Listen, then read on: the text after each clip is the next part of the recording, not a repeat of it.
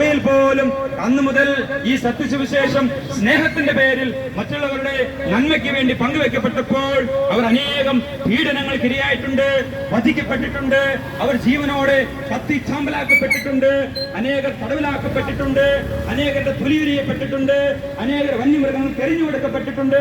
അതെല്ലാം പ്രിയമുള്ളവരെ ഈ സ്നേഹത്തിന്റെ സുവിശേഷം പങ്കുവെച്ചതിന്റെ പേരിലാണ്.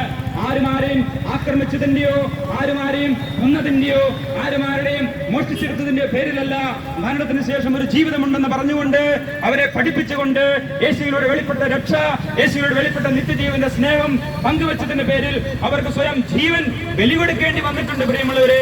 എങ്കിലും അവരാരും പതറിയില്ല, അവരാരും പേടിച്ചില്ല.